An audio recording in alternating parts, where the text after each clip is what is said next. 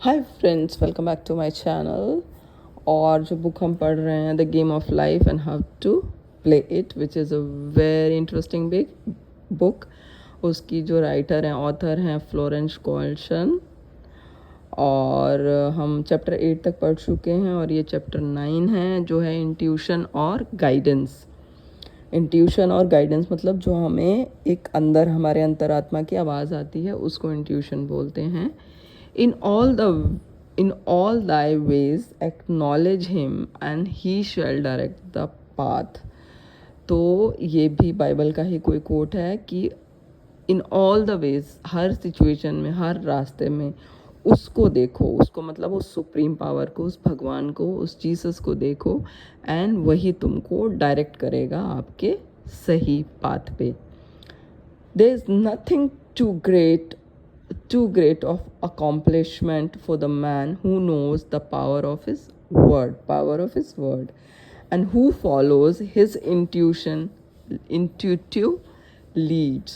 By the word, he starts an in action unseen forces and can rebuild his body or remold his affairs.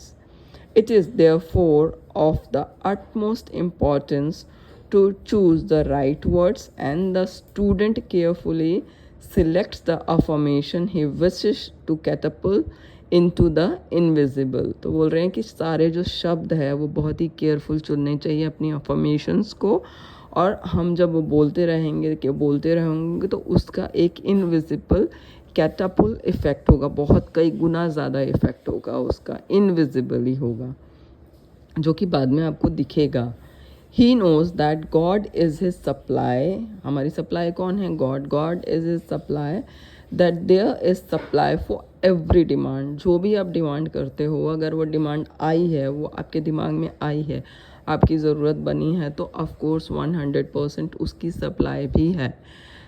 He knows that God is his supply. और वो supply कौन करेगा? God. He knows that God is his supply, that there is supply for every demand, and that his spoken word releases this supply. जब हम अपने मुंह से बोलते हैं शब्दों को, तो वही सप्लाई रिलीज़ करते हैं।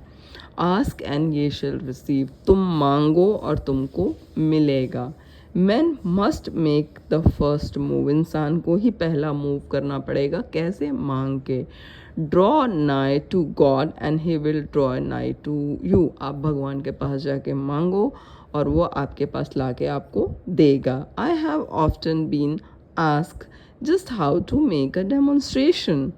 I reply, speak the word and then do not do anything until you get a definite lead। उसने बोला कि कैसे हमें पता लगेगा, डेमोन्स्ट्रेशन क्या है वो तो बताओ।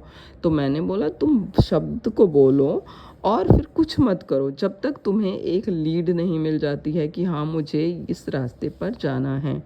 Demand the lead. लीड को डिमांड करो। कैसे? सेइंग, क्या बोलना है तुमको? Infinite spirit please reveal to me the way, let me know if there is anything for me to do. तो आप इनफाइनाइट स्पिरिट को ये बोलोगे, reveal to me the way, मुझे रास्ता दिखाओ इनफिनिट स्पिरिट, और मुझे एंड लेट मी नो, और मुझे बताओ, if there is anything for me to do, कि मैं क्या करूँ, मुझे रास्ता दिखाओ और मुझे बताओ कि मुझे क्या करना है। तुम ये बोलो।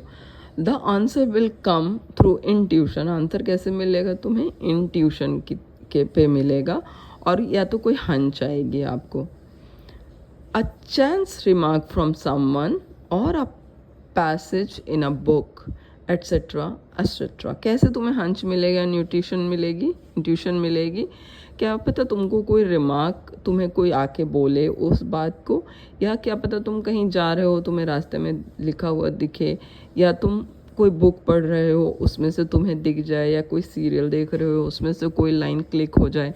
तो वो लाइन तभी क्लिक होगी जब एग्जैक्टली तुमको वो चीज़, वो एक हंच होगा, वो एक इंट्यूशन होगी। The answers are sometimes quite startling in their exactness. For example, a woman desired a large sum of money. She spoke the words. उसको बहुत ज़्यादा पैसे चाहिए थे, तो उसने क्या शब्द बोले? Infinite spirit, open the way for my immediate supply. उसको एक बहुत बड़ा अमाउंट चाहिए था, तो उसने बोला कि infinite spirit please open the way for my immediate supply के लिए मेरा रास्ता खोलो। Let all that is mine bye divine right now reach me in great अवलांश of abundance. उसने बोला कि जो भी मेरा राइट डिवाइन राइट है उससे नाउ उसको मेरे पास आने दो और बहुत सारा इन अबंडेंस में आने दो। देन शी एडेड, और फिर उसने क्या किया, बोला कि गिव मी अ डेफिनेट लीड। मुझे एक डेफिनेट लीड चाहिए, मुझे बताओ मुझे करना क्या है। मैंने ये तो बोल दिया मुझे क्या चाहिए, अब मुझे ये बताओ कि उसके लिए मुझे क्या करना है। Let me know if there is anything to for me to do. अब मुझे ये चाहिए और फिर मुझे ये रास्ता बताओ कि इसके लिए मुझे क्या करना है please. The thought came quickly, उसी टाइम उसके दिमाग में आया कि वो certain friend who had help her spiritually. तो उसके बाद द थॉट केम क्विकली क्या आया, गिव अ सर्टन फ्रेंड $100। जैसे उसने ये बोला उसके दिमाग में एकदम से आया कि एक फ्रेंड को, सर्टन फ्रेंड को $100 दे दो। She told her friend who said wait and get another lead before giving it. तो शी टोल्ड हर फ्रेंड, तो उसने बोला कि रुक जा और एक और लीड का वेट करो $100 देने से पहले। So she waited and that day met a woman who said to her, और उसी दिन वो एक औरत से मिली जिसने उसको बोला आई गेव समवन $1 टुडे। मैंने किसी को $1 दिया आज। It was just as much for me as it would be for me for you to give someone 100। तो उसने बोला कि मैंने उसको $1 दिया और ये $1 इसके बराबर है जितना तुम किसी को $100 दोगी। This was indeed an unmistakable lead. So she knew she was right in giving the $100. It was a gift which proved a great investment, for shortly after that, a large sum of money came to her in a remarkable way.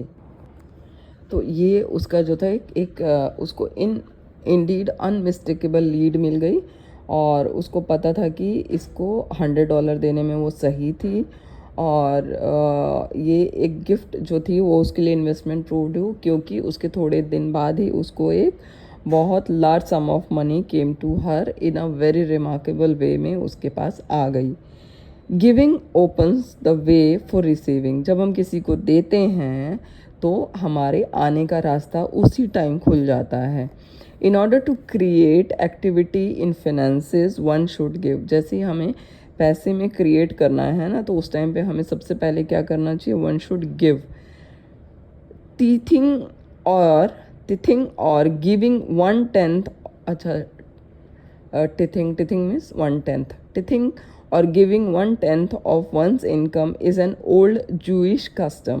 मतलब अपनी salary का 1/10वां हिस्सा give करना old Jewish का custom है, and is sure to bring increase. और ये श्योरिटी है कि इससे आपका लाइफ में इंक्रीज आएगा। Many of the richest man in this country have been tithers and I have never known it to fail as an investment.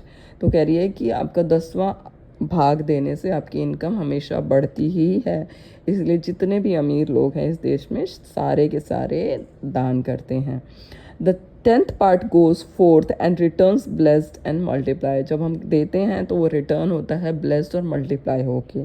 But the gift और teeth must be given with love and cheerfulness. लेकिन देना कैसे है, बहुत ज़्यादा प्यार भर के उसमें और बहुत ज़्यादा खुशी भर के देना है। गॉड लवeth अ चीयरफुल गिवर। गॉड को कौन पसंद है, एक ऐसा खुशहाल दिलदार चीयरफुल गिवर, उसको भगवान और ब्लेस करके देते हैं। तो जब भी आप किसी को देते हो तो खूब खुश उसमें भर के प्यार दो। Bills should be paid cheerfully. जो भी हमारे बिल्स हैं उसको बहुत ही खुशी से पे करना चाहिए, बहुत खुशी से। All money should be sent fourth fearlessly and with a blessing. जितना भी पैसा है तुम्हारे पास उसको फियरलेसली खर्च करो और खूब सारी ब्लेसिंग्स के साथ खर्च करो। This attitude of mind makes man master of the money. ये एटीट्यूड जो है ना इंसान का, वो मास्टर बनाता है पैसे का। It is his to obey and his spoken word then opens vast reservoirs of wealth. Man himself limits his supply by his limited vision. Man कैसे सप्लाई को रोकता है? अपने लिमिटेड विजन से. Sometimes the student has a great realization of wealth but is afraid to act. The vision and action must go hand in hand, as in the case of the man who bought the fur-lined overcoat. Action must be go मतलब आपका vision और आपके action दोनों साथ साथ ही चलने चाहिए, जैसे कि इस इंसान के केस में हुआ. अब उसकी वो कहानी बता रहे हैं. A woman came to me asking me to speak the word for a position. उसने बोला कि एक पोजीशन के लिए मुझे ये वर्ड चाहिए, मुझे पोजीशन चाहिए. So I demanded, infinite spirit open the way for this women's right position. तो उसने बोला, उसने शब्द क्या बोले? Divine spirit, infinite spirit open the way for this women's, open करो रास्ता इस वुमेन के राइट पोजीशन के लिए. उसने ये नहीं बोला इस पोजीशन के लिए, उसने बोला राइट पोजीशन के लिए. Never ask for just a position के लिए कभी मत मांगो. मांगो ask for the right position. क्या पता तुम्हारी पोजीशन उससे बहुत आई हो जो पोजीशन तुम मांग रहे हो. तो ask for the right position. The place already planned in divine mind as it is the only one that will give satisfaction. I then give thanks that she had already received. अच्छा, उसने ये बोला कि never ask for the position, ask for the right position. और कह रही है मैंने ये वाले शब्द बोले और उसके बाद थैंक कर दिया कि ऑलरेडी उसको मिल गया है. And that it would manifest quickly. और ये भी बोल दिया कि ये बड़ी जल्दी से हो गया है. Very soon she had three positions offered her. She had three positions offered her, two in New York and one in Palm Beach. And she did not know which to choose. I said, ask for a definite lead. तो कह रही है उसके बाद उसको 3 नौकरियां मिल गई, जिसमें 2 न्यूयॉर्क में थी, एक पाम बीच में. और फिर अब उसको ये नहीं पता था कि कौन सी नौकरी मेरे लिए बेहतर होगी. तो उसने बोला ask for a definite lead के बारे में पूछे. The time was almost up and was still undecided. मतलब टाइम आ गया था एकदम उसको कि और उसको डिसाइड करना था कि अब फटाफट उसको बताना है कि कौन सी जॉब ज्वाइन करनी है. When one day she telephoned, उसने फ़ोन किया. When I woke up this morning, जब मैं आज सुबह सो के उठी, I could smell Palm Beach. कह रही मुझे पाम बीच की स्मेल आ रही थी.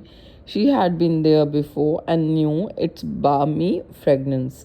कह रही है मुझे पाम बीच की खुशबू आ रही थी क्योंकि मैं वहाँ पहले गई हुई हूँ और वही वाली स्मेल एकदम मुझे आने लग गई. I replied, well if you can smell palm beach from here it is certainly your lead. कह रही तुम जब पाम बीच की तुमको स्मेल आ रही है तो यही तुम्हारा लीड है कि तुमको वहीं जॉब ज्वाइन करना है. She accepted the position and it proved a great success. तो उसने ये पोजीशन एक्सेप्ट की और यही उसके लिए बहुत बड़ी सक्सेस बनी. Often one's leads comes at an unexpected time. तो लीड कब आती है? जब हमें पता ही नहीं होता कि अब लीड आएगी, उसी टाइम पे वो लीड आती है. One day I was walking down the street when I suddenly felt a strong urge to go to a direction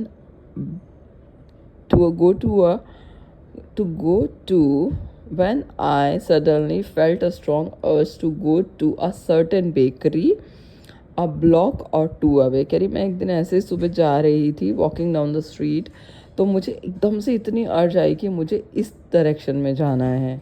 कोई बेकरी की डायरेक्शन थी. The reasoning mind resisted arguing there is nothing there that you want. कह रहा है मेरी reasoning mind जो हमारा होता है, जो हमारा कॉन्शियस माइंड होता है, उसने बोला देयर इज़ नथिंग, तुमको वहाँ क्यों जाना है. However I had learn not to reason, so I went to the bakery. करिए मैं रीजनिंग करती नहीं हूँ, मेरा मन किया और मैं चली गई. Looked at everything and there was certainly nothing there that I wanted. करिए और सच में मैंने सब वहाँ देख वेख लिया, लेकिन कुछ भी मेरे लायक नहीं था जैसा कि मेरे रीजनिंग माइंड ने बोला था. बट कमिंग आउट, लेकिन जैसे ही मैं बाहर निकली, I encountered a woman I had thought of often and who was in great need of the help which I could give her। कह रही जैसे ही मैं बाहर निकली एक औरत मिली मुझे जिसके बारे में मैं सोच ही रही थी और उसको बहुत ज़्यादा मदद की ज़रूरत थी। So often one goes for one thing and finds another. तो हम जाते तो कुछ और ढूंढने हैं लेकिन हमें मिल जाता कुछ और है। Intuition is a spiritual faculty and does not explain but simply points the way. तो भाई लोगों बहनों लोगों, इंट्यूशन जो होती है वो स्पिरिचुअलिटी की फैकल्टी है और आपको एक्सप्लेन नहीं करेगी कि आपको ये हंच क्यों आ रहा है, आपको ये इंट्यूशन क्यों आ रही है, आपको अभी नहीं जाना है, आपको अभी जाना है, मुझे ये नहीं करना है या कुछ भी मुझे उससे मिलना है, इसी को इंट्यूशन बोलते हैं। और इसका कोई एक्सप्लेनेशन नहीं है but simply points the way, लेकिन ये आपको रास्ता दिखाती है। A person often receives a lead during a treatment. एक पर्सन को लीड अक्सर वो बोलती है कि जब उसका ट्रीटमेंट कर रहे होते हैं तब मिलता है। The idea that comes may seem quite irrelevant. जब हमें ये लीड मिलती है तो इतना ही इररेलीवेंट दिखता है कि अरे यार ये क्या, मतलब मैं तो नौकरी मांगने जा रही हूँ, मिल पता नहीं क्या रहा है कि वहाँ फूल लगे हैं, वहाँ पेड़ हैं, वहाँ चांद है, वहाँ तारे हैं, मतलब बात मैं कर रही हूँ नौकरी की और इंट्यूशन आ रहे हैं ये सब। तो द आइडिया दैट कम्स में सीम क्वाइट इररेलीवेंट लगते हैं but some of God's leadings are mysterious. लेकिन जो गॉड की लीडिंग्स होती हैं वो बहुत ही मिस्टीरियस वे में आती हैं। In the class one day, एक दिन क्या हुआ क्लास में, I was treating that each individual would receive a definite lead. A woman came to me afterward and said, while you were treating, I got the hunch to take my furniture out of storage and get an apartment. The woman had come to be treated for health. I told her I knew in getting a home of her own, her health would improve, and I added, I believe your trouble, which is a congestion, has come from having things stored away. Congestion of things causes congestion in the body. You have violated the law of use and your body is paying the penalty. तो कह रही है एक औरत मेरे पास जब treatment के लिए आई तो उसने बोला वाइल यू वर, आप जब ट्रीटमेंट कर रहे थे तो मुझे एक हंच आया कि जो मेरे घर का माई फर्नीचर है, furniture out of storage and get an apartment. मतलब मेरा जो फर्नीचर है उसको मुझे निकाल के और अपने स्टोरेज से और मुझे एक अपार्टमेंट में शिफ्ट हो रहना चाहिए। तो I told her I knew I was getting a home of a own, her health, अच्छा उसकी तबीयत ख़राब रहती थी तो उसने बोला कि जो आपकी ये हेल्थ की परेशानी है, आई बिलीव योर ट्रबल जो है वो कंजेशन के कारण है। जो आपने चीज़ें इकट्ठी की हुई हैं ना, इतनी सारी होर्डिंग इकट्ठी करके रखी है और लाइफ को एंजॉय नहीं कर रहे हो, उसी की वजह से आपकी बॉडी में भी बीमारियां हैं। तो congestion of things causes congestion in the body. तो आप जो चीज़ों को इकट्ठा करके रख रहे हो, इकट्ठा इकट्ठा इकट्ठा, जिसको आप यूज़ नहीं कर रहे हो, एंजॉय नहीं कर रहे हो, वही सारी चीज़ें आपकी बॉडी में आ गई हैं जिसकी वजह से आप बीमार हो। आपकी बॉडी उसकी पेनल्टी पे कर रही है आपके दिमाग की चीज़ें इकट्ठी करके यूज़ ना करके, तो वही स्टोरेज होके आपके डिसीज़ के रूप में आप पेनल्टी पे कर रहे हो। इसीलिए आप एक लॉ वायलेट कर रहे हो जो होता है लॉ ऑफ यूज़, जिसको आप तोड़ रहे हो, जिसकी वजह से आपकी हेल्थ सफ़र कर रही है। So I gave thanks that divine order was established in her mind, body and affairs. तो मैंने क्या थैंक यू क्या बोला, divine order was established in her mind. जो डिवाइन ऑर्डर्स मतलब कि एक जो सही तरीका है चीज़ों का, divine order was established in her mind, उसके दिमाग में सही चीज़ें करने का तरीका है उसकी बॉडी में और उसके बाकी के अफेयर्स में। मतलब हर चीज़ को कैसे सही तरीके से करना है, भगवान उसको ओवर पावर कर रहा है। People little dream of how their affairs react on the body. लोगों को समझ नहीं आता कि वो अपनी लाइफ के डे टू डे रूटीन में जो एक एक जो रूटीन फॉलो करते हैं, जैसे चीज़ें यूज़ नहीं करते हैं, अनहेल्दी खाना खा रहे हैं या कुछ भी, मतलब जैसे वो ट्रीट कर रहे हैं वो उसकी बॉडी पे उसका क्या असर होता है, लोगों को ये बात समझ में नहीं आती है। There is a mental correspondence for every disease. अगर हम किसी भी तरीके की हमें बीमारी है तो उसका मेंटल एक लेवल पे कुछ चल रहा है जिसकी वजह से वो बॉडी हमारे शरीर में दिखाई दे रही है। अ person might receive instantaneous healing through the realization of his body being a perfect idea in divine mind and therefore whole and perfect. But if continues his destruction thinking, hoarding, hating, fearing, condemning, the disease will return. तो क्या बोल रहे हैं इसमें हमारी author, कह रही है कि जो एक मेंटल कॉरस्पॉन्डेंस होता है किसी भी डिसीज़ का, a person might receive instantaneous healing through the realisation of his body.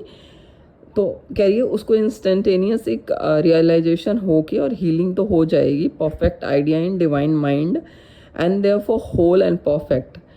तो रियलाइजेशन हो के डिवाइन माइंड के थ्रू उसकी हीलिंग तो हो जाएगी, लेकिन अगर वो वापस से कॉन्टीन्यूअस थिंकिंग करता है चीज़ों को इकट्ठा करने की, नफ़रत करने की, डर की, दूसरों की बुराई करने की, तो वो जो भी बीमारी है आपकी वो सारी आपके शरीर में वापस आ जाएगी। Jesus Christ knew that all sickness came from sin. Jesus Christ क्या बोलते हैं कि जितनी भी बीमारियां हैं जब हम कोई गुनाह करते हैं उसकी वजह से आती है। But admonished the leper after the healing to go and sin no more, lest a worse thing come upon him. बोलते हैं जीसस क्राइस्ट भी कि जब हम कोई गुनाह करते हैं उसकी वजह से हमारे शरीर में कोई बीमारी आती है और अगर हम हीलिंग कर देते हैं तो आप वापस उस थॉट जिसकी वजह से आपको बीमारियां हो रही हैं उस पर मत जाओ, नहीं तो वो और वर्स होके आएगी। So man's soul or subconscious mind must be washed whiter than snow for permanent healing, and the metaphysician is always delving deep for the correspondence. मेटाफिजिक्सियन का तो पता नहीं, तो वो बोल रहे हैं कि इंसान की जो आत्मा होती है वो सफ़ेद से भी, बर्फ़ से की जो सफ़ेदी उससे भी ज़्यादा धुली हुई होनी चाहिए, परमानेंट हीलिंग तभी होगी। जीसस क्राइस्ट सेड, क्या बोला उन्होंने, कंडेम नॉट लेस्ट या ऑल्सो बी कॉन्डेम्ड। उन्होंने ये बोला कि आप किसी को जज करोगे तो आप भी जज होगे, आप किसी की बुराई करोगे तो आपके साथ भी बुरा होगा, आप किसी का बुरा करोगे तो आपके साथ भी बुरा होगा। Many people have attracted disease and unhappiness through condemnation of others. लोगों को कैसे अनहैप्पीनेस या बीमारियां मिलती है, जब वो दूसरे लोगों को बुराई करते हैं, उनके बारे में गंदी बात करते हैं, गंदा बोलते हैं। What men condemns in others, जो हम दूसरों में बुराई देखते हैं वही बुराई हम अपने आप में अट्रैक्ट करते हैं। What man condemns in others he attracts to himself. तो अगर आपको कुछ भी अपने उसमें नहीं चाहिए गंदा, तो दूसरों में बंद कर दो वो चीज़ करना। For example, a friend came to me in anger and distress because her husband had deserted her for another woman. एक औरत आई, बहुत ही दुखी थी, इस पे आई कि एक दूसरी औरत ने जो थी उसके पति ने उसके पति के साथ अफेयर हो गया। शी कॉन्डेम्ड द अदर वुमेन, उसने दूसरी औरत की बहुत बुराई की। एंड सेड कॉन्टीन्यूसली, क्या बोला, she knew he was a married man and had no right to accept his attention. कह रही है उसको पता था कि वो शादीशुदा आदमी है, तो फिर वो क्यों मतलब मेरे पति के पास आई उसकी अटेंशन के लिए। I replied, stop condemning the women. उसने बोला उसकी बुराई बंद करो तुम, ब्लेस हर, उसको आशीर्वाद दो, and be through with the situation, otherwise you are attracting the same thing to yourself. अगर तुम उसके साथ वो करोगी तो तुम्हारे साथ भी वही होगा। She was deaf to my words, उसने मेरी बात पे ध्यान ही नहीं दिया। एंड अ ईयर और 2 लेटर, और 1-2 साल के बाद became deeply interested in a married man herself, और खुद दूसरे शादीशुदा आदमी से उसका अफेयर शुरू हो गया। Man picks up a live wire whenever he criticizes or condemns and may expect a shock. एक जैसे लाइव वायर होता है ना, जब हम किसी को क्रिटिसाइज कर रहे होते हैं, किसी की बुराई कर रहे होते हैं, तो हम एक लाइव वायर में हाथ लगा देते हैं और उसका शॉक हमको मिलता है, हम में वही चीज़ आ जाती है क्रिटिसाइज होके, या हम किसी को कंडेम करते हैं तो वो चीज़ें हमारे अंदर ही आ जाती हैं 100 गुना ज़्यादा, बट एज अ शॉक आती है, हमें शॉक लगता है, लेकिन हम ये नहीं देखते हैं कि इट कॉज, जो कॉज है उसका बिकॉज ऑफ अस ही है, हम ही उसके रूट कॉज हैं। तो दूसरों में बुराइयाँ, नफ़रत, क्रिटिसिज्म, हेट्रेड बंद करो देखना।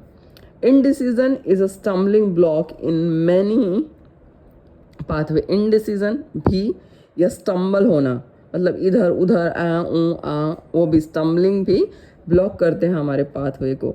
इन ऑर्डर टू ओवरकम इट, हमें ओवरकम कैसे कर सकते हैं? Make the statement repeatedly, statement को कैसे मेक रिपीटेडली करनी है? I am always under direct inspiration, I make right decision quickly. जब भी हम ये सोचते हैं ना, हाँ हूँ ये वो, तो उसमें हमें क्या बोलना चाहिए? मतलब इनडिसिसिव होता है हमारा, ये करूँ कि या ये करूँ, ये सही है कि ये सही है, ये नहीं है कि ये नहीं है, तो उसमें हमें क्या बोलना है? I am always under direct inspiration, I am always under direct inspiration, I make right decisions quickly. तो उसने बोला आपको ये लाइन बार बार बोलनी है जब भी आप इनडिसिसिव स्टेट में होंगी। मैं सोच रही हूँ मैं इसका एक अलग से ना वीडियो बना के डाल दूँगी इन सब का ना। These words impress the subconscious, तो हम जब बार बार बोलते हैं तो हमारा सबकॉन्शियस माइंड जो होता है वो इम्प्रेस हो जाता है। And soon one finds himself awake and alert, making his right moves without hesitation. तो अब जब हम बार बार ये बोल रहे रहते हैं, जैसे कि आई am always under direct inspiration, I make right decision quickly, तो हमारा सबकॉन्शियस माइंड जो होता है वो अवेक हो जाता है, अलर्ट हो जाता है, and making his right moves without hesitation, क्योंकि हमने उसको बोल दिया है अपने सबकॉन्शियस माइंड को कि तुझे ये काम करना है। और फिर जब उसको हम बार बार वो इंस्ट्रक्शन देते हैं तो फिर वो वही काम करता है और बिना गलती के वो वही काम करता है। I have found it destructive to look to the psychic plane for guidance, as it is the plane of many minds and not the one mind. Though these words impress the subconscious, and soon one finds himself awake and alert, making his right moves without hesitation. ठीक है, इतना समझ आ गया। I have found it destruction, वो क्या कहती है कि मैं डिस्ट्रक्शन फाउंड करती हूँ, to look to the psychic plane, psychic plane की तरफ देखने में मैं डिस्ट्रक्शन फाउंड करती हूँ फॉर गाइडेंस के लिए, as it is the plane of many minds and not the one mind. तो कह रही है कि एक माइंड, मतलब गॉड के माइंड पे आप भरोसा करो, अब जो चाहिए वही बार बार बोलो कि मुझे डायरेक्ट इंस्पिरेशन दो मेरे प्रभु, मेरे भगवान, मेरे डिवाइन लाइट। तो ये होता है वन माइंड जिस पे कि हम काम कर सकते हैं। A man opens his mind to subjectivity, he becomes a target for destructive forces. The psychic plane is the result of man's mortal thoughts and is on the plane of opposites. He may receive either good or bad messages. The science of numbers and reading of horoscope keep men down on the mental or mortal plane, for they deal only with karmic path। तो इसमें ये बोल रही हैं कि जो लोग subjectivity पे ज़्यादा विश्वास करते हैं तो डिस्ट्रक्टिव फोर्सेस का टारगेट बनते हैं। जो जैसे ये साइकिक प्लेन्स, मतलब कि साइकिक प्लेन्स मतलब ये हुआ कि जैसे रीडिंग कराते हैं हॉर्सेस का, हॉरोस्कोप्स का या एस्ट्रोनॉमी, तो वो हमारी जो थॉट पावर होती है ना उसको मेंटल, उसको बहुत लिमिटेड कर देते हैं, जिसकी वजह से हम ओपन पूरे, हम कहते हैं कि अरे ये तो मेरे हॉरोस्कोप में ही नहीं है, अरे ये तो मेरे सितारे ही अभी गर्दिश में है, तो हमारी सोच को लिमिटेड कर देते हैं। तो वही ऑथर बोल रही है कि वो चीज़ें गलत हैं। I know of a man who should have been dead, वो कह रही है एक आदमी को मैं जानती हूँ जिसको अभी तक मर जाना चाहिए ईयर्स अगो, उसके हॉरोस्कोप के मुताबिक, बट वो अभी भी जिंदा है, and he is the leader of one of the biggest movement in this country for the uplift of humanity. It takes very strong mind to neutralize a prophecy of evil. बहुत ही strong mind चाहिए होता है जो evil की prophecy होती है उसके लिए। The student should declare, student किसको बोल रही है? वो हम सबको स्टूडेंट बोल रही हैं। किसका स्टूडेंट? गॉड का student.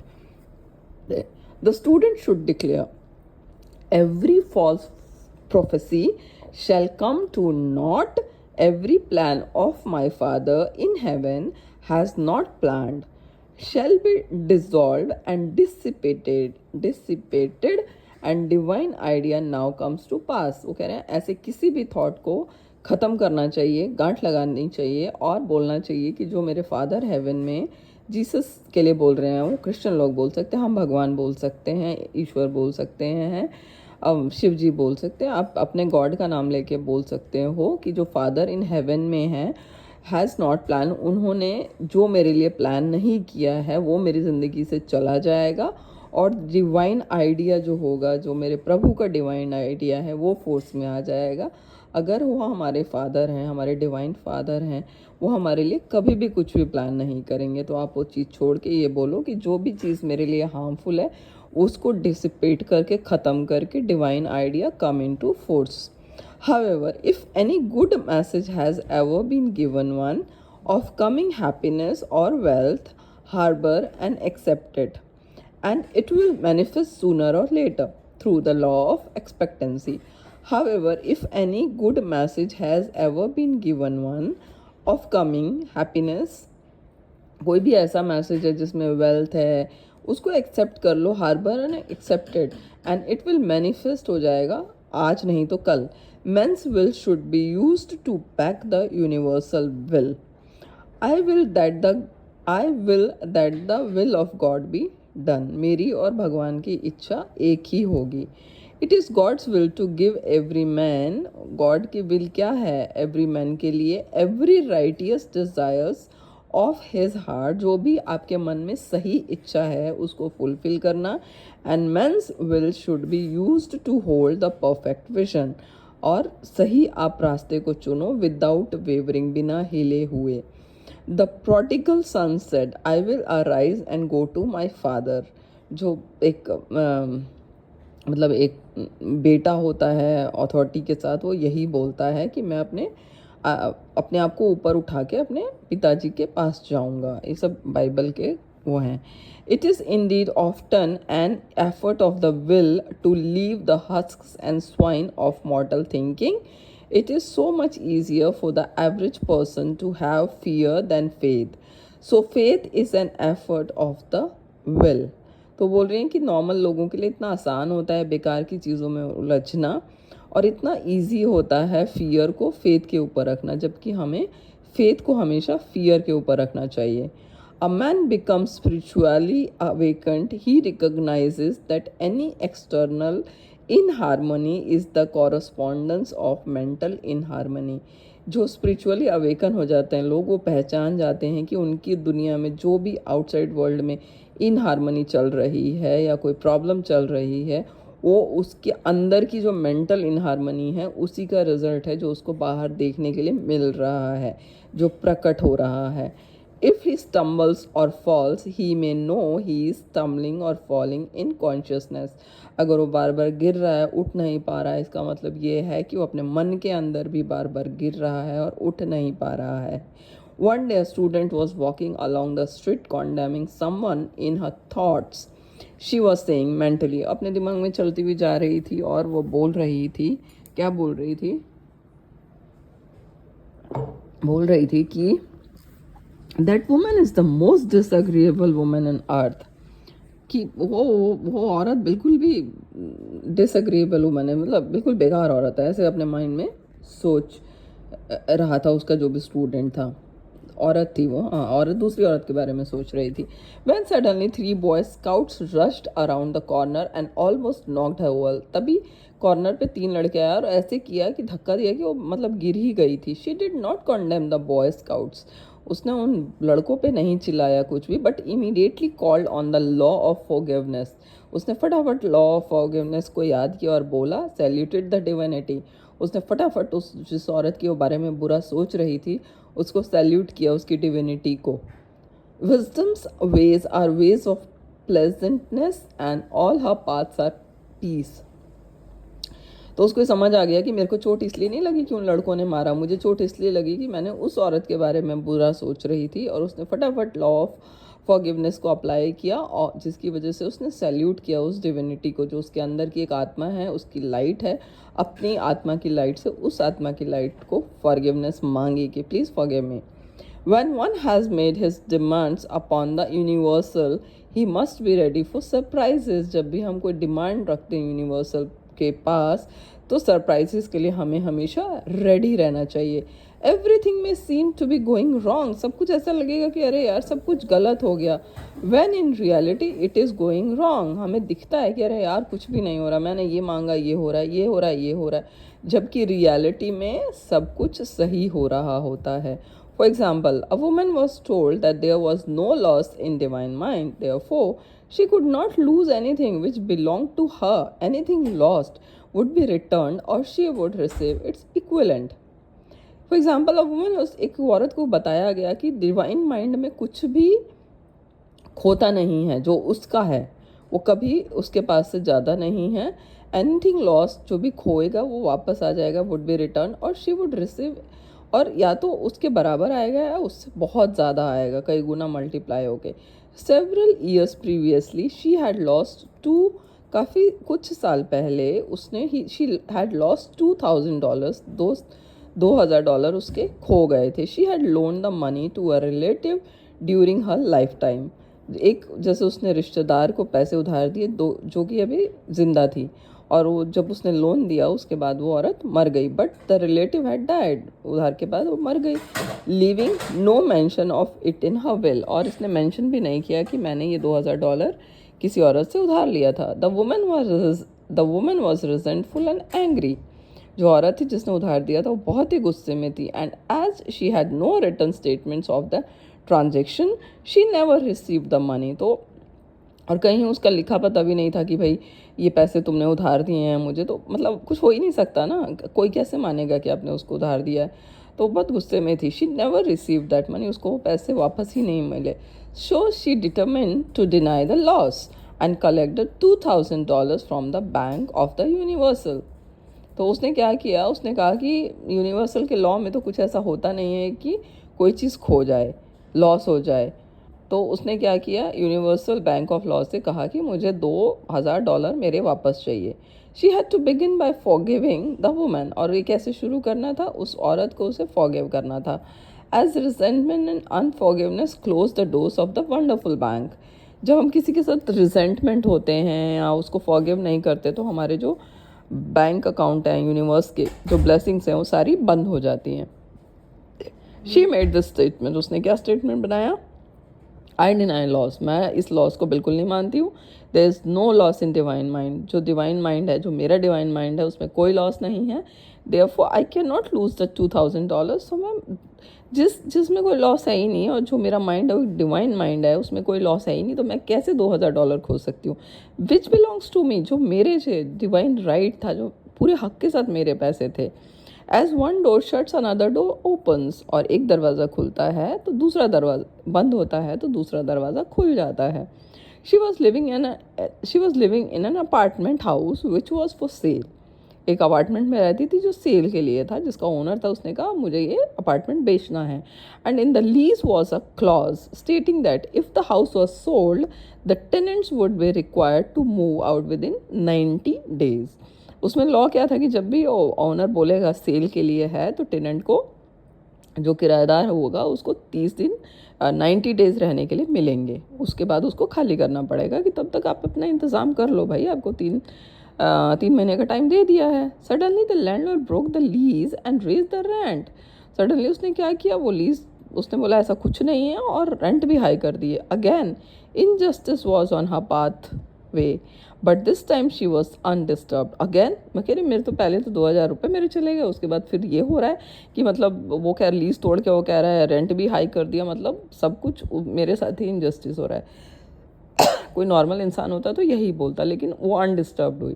She bless the landlord, उसने उसका पूरा अपोजिट किया, उसने लैंडलॉर्ड को ब्लेस किया and said as the rent has been raise, जैसे कि रेंट बढ़ गया है, इट मीन्स, इसका मतलब क्या हुआ कि मैं और अमीर बन गई हूँ। For God is my supply, क्योंकि मुझे तो भगवान देगा, मुझे क्या मतलब है ना, उसने रेंट बढ़ाया इसका मतलब मैं अमीर हो गई हूँ और मैं 20,000 की जगह $30,000 दूंगी, लेकिन वो 30,000 कहाँ से आएंगे, वो गॉड की सप्लाई है, मुझे उससे कोई फ़र्क नहीं है. New leases were made out for the advanced rent, but by some divine mistake, the 90 days clause had been forgotten. Soon after, the landlord had an opportunity to sell the house. On account of the mistake in the new leases, the tenants held possession for another year.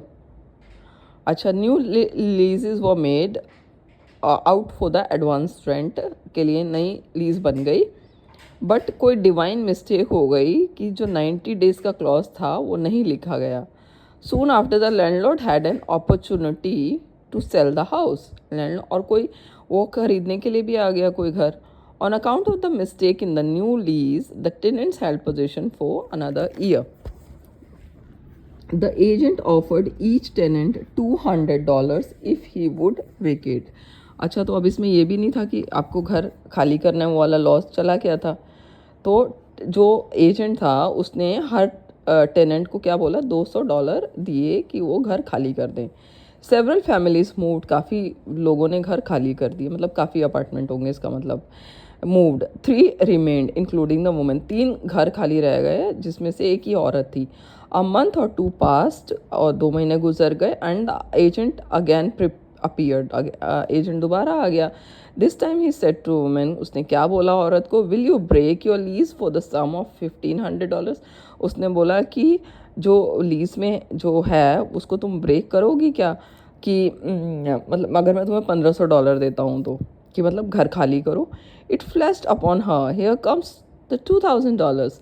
जब उसने बोला ना कि मैं $1,500 तुम्हें देता हूँ इसके बदले में, तो उसको एकदम फ्लैश हो गया कि अरे ये तो मेरे $2,000 से जो मैंने भगवान को बोला था कि कभी लॉस नहीं होता है और मेरा डिवाइन राइट है, वो पैसे तो आप मुझे दोगे, तो शायद ये वही है. एकदम से उसको फ्लैशबैक हुआ कि ये पैसे तो मेरे ही हैं.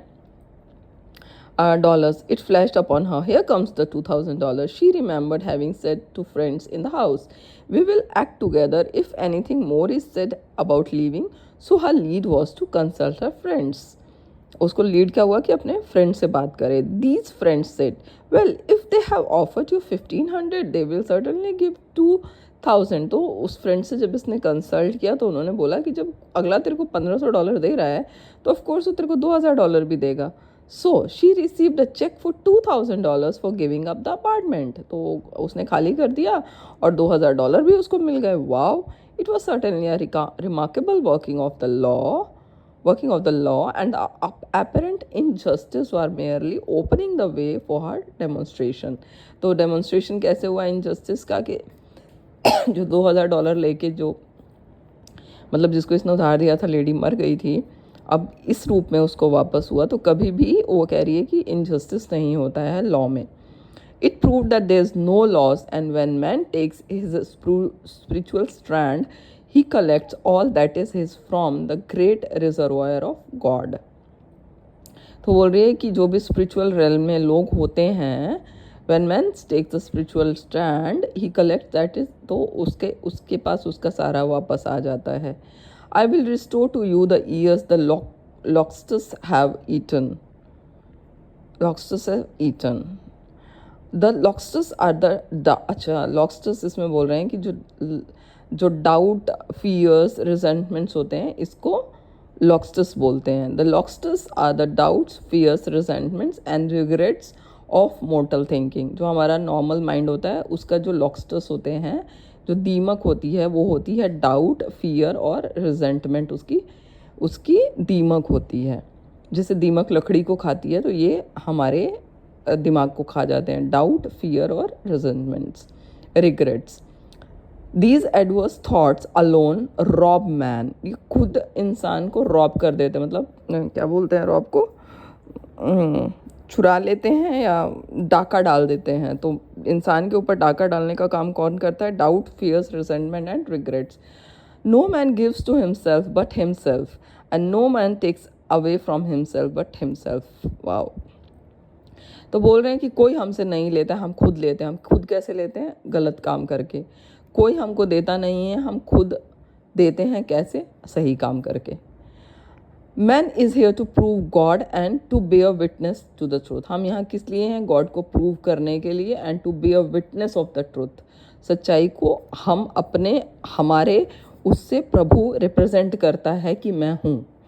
And he can only prove God by bringing plenty out of lack. और कैसे गॉड प्रूव करेगा मैं हूँ? हमारे अंदर से प्लेंटी ला के, लैक की जगह जस्टिस ला के, इनजस्टिस की जगह हमें पता चलेगा कि हाँ, ये प्रभु का ही काम है, ये भगवान का काम है, ये ईश्वर का काम है. नहीं तो ये चीज़ कैसे हो जाती है? तो जो गॉड की वो है डेमोन्स्ट्रेशन है, हम ही हैं. हमारे थ्रू ही गॉड खुद को डेमोन्स्ट्रेट कर रहे हैं. Prove me now here with said the Lord of the horse, if I will not open you the windows of heaven and pour out a blessing, that there shall not be room enough to receive it.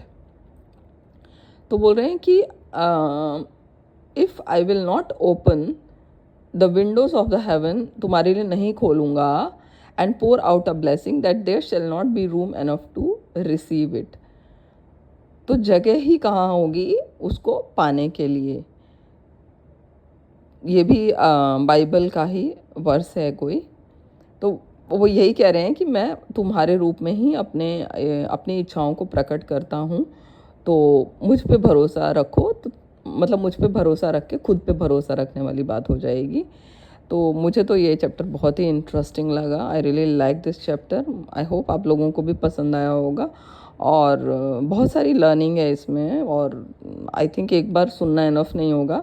आप बार बार सुनो, मैं भी सुनूंगी, आप भी बार बार सुनना है इस video को. और बहुत लाइफ में चेंजेस लाएंगे. और कुछ जो इसकी ब्लेसिंग्स है ना, आप खुद अपने एक पेपर और डायरी में लिख के उसको बार बार रिपीट करना. एक दिन में 100 बार बोलना या लिखना 100 बार, जो भी आपको लाइफ में चाहिए. और मैं एक वीडियो स्पेशल बनाऊंगी इसका, the game of life and how to play it का वीडियो टाइप, जिसमें कि सारी ब्लेसिंग्स या अफर्मेशंस लिखूंगी, जिसको आप सुन सकते हो और बोल भी सकते हो. तो I hope you like my reading. This was the chapter, end of chapter 9, and I will come back with to you with the new chapter, which is perfect self expression और the divine design. नाम ही इतना interesting है. सोचो क्या reading होगी, क्या stories होंगी. I am really excited, looking forward to it. Okay, thanks for listening, and I hope that this reading will bring a big change into your lives and you are going to enjoy that. और बस सबको bye bye. Thank you for listening.